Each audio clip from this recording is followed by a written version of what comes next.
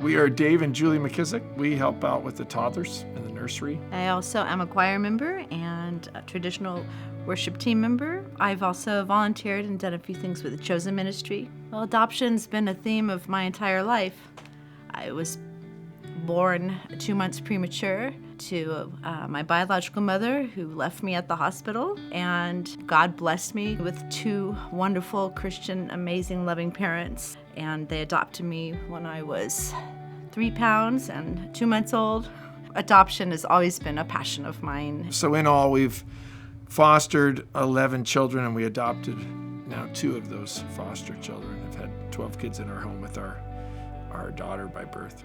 The hardest part of fostering and adopting is saying goodbye. Our first baby, Grace, I taught her how to walk, how to talk, how to eat. When I have to give her back to a situation where I know it's not going to be safe, that's the hardest part. Dave was at work.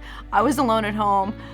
Our older children were at school, and they told me I had to bring her to drop her off with her biological parents in an hour. So I had to get her in the car, pack up all her things, drive to the school, get Jacob and Elisa out of class, have them say goodbye to her. So I'll never forget Jacob, our older son, saying one day after 6 months after Grace left, "Mom, you laughed." I'll never forget that. It took 6 months to laugh again. And we thought we'd never see her again, because that's been true of all of our foster children. But she found me on Facebook 2 years ago. And Grace is now 21. We've gotten together with her. I take her out. A lot of times you're just not sure what's next other than another appointment. And the system is so bent on making sure the schedule keeps going forward in the paperwork, but there's not a lot of human connection. There's not a lot of concern for the well-being of the child and the foster parents. We took a little break, and why we decided to adopt and foster an older child with Jamal was because I'm an administrator now in education, and one of my senior students, Nick, died in the care of a residential foster facility. I was so angry. I prayed and I said, "God, what do you want? What do I do?"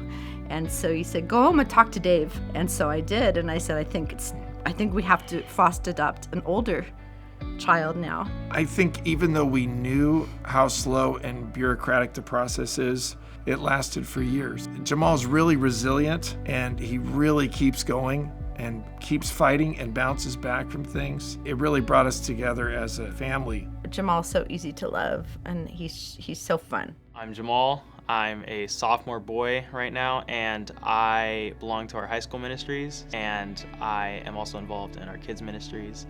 I serve with second graders.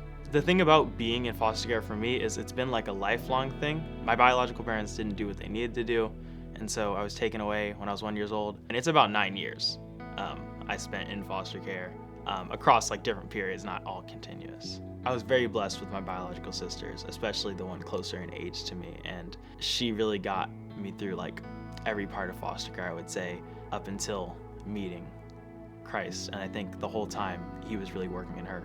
I began to pray, and as I'd pray, I would pray every night, "I want to go home." Now, I don't mean home on heaven. I didn't want to die. That's not what I was trying to say.